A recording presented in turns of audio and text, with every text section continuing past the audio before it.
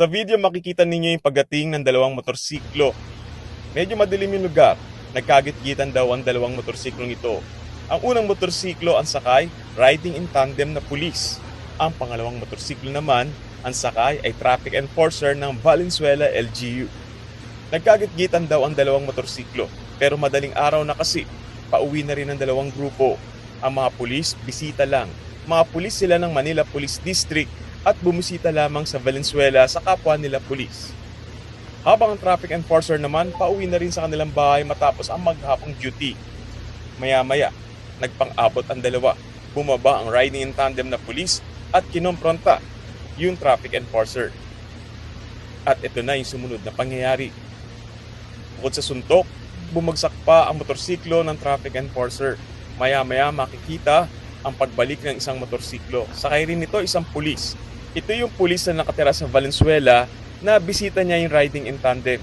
Pero imbis na tulungan yung dalawang pulis at kumprontahin yung traffic enforcer, ginawa niya, tinulungan niya yung traffic enforcer, itinaas ang kanyang motorsiklo, inalam ang kanyang kalagayan, nag-usap-usap hanggang sa umalis na rin ang dalawang grupo.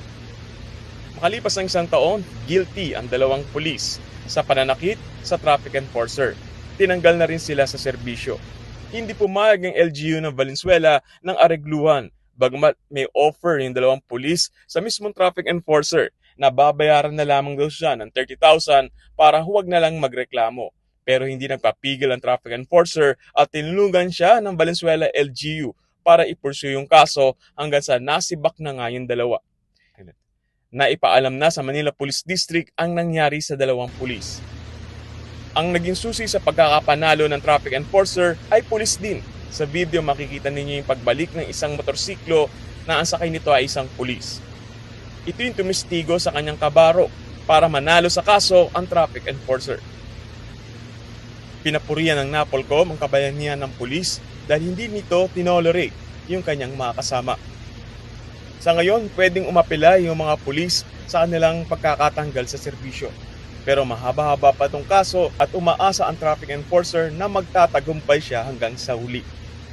Maraming salamat mga taga-teritoryo dahil kahit papano ay patuloy na dumadami tayo dito sa YouTube at maraming nanonood. Salamat po sa mga komento, bagamat may mga komento na hindi natin nasasagot. At pasensya na rin po kayo sa pagkaka-edit at pagkakaputol ng mga istorya namin dahil madalian lamang ito. Ginagawa namin ito sa mga break time namin during ronda at ito ay ginagawa para mas makita ninyo yung laman ng isang binabalita. Usually ito yung mga files ng mga umeri ng balita no, na aking ginawa. Yung iba nito exclusive, yung iba nito ay talagang hindi na napanood sa TV kaya inilalabas namin para makita ninyo yung version naman ng CCTV o mga video na nakakalap namin na hindi na napapanood sa national television.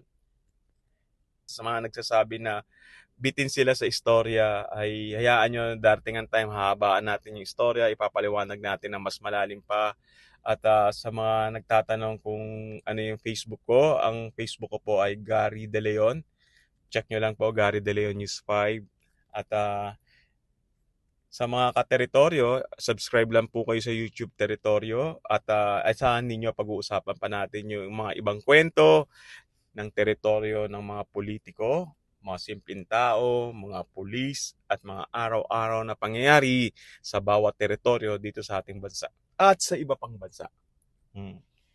Hanggang sa susunod, maraming salamat po sa patuloy na pagtutok at panonood sa aking teritoryo.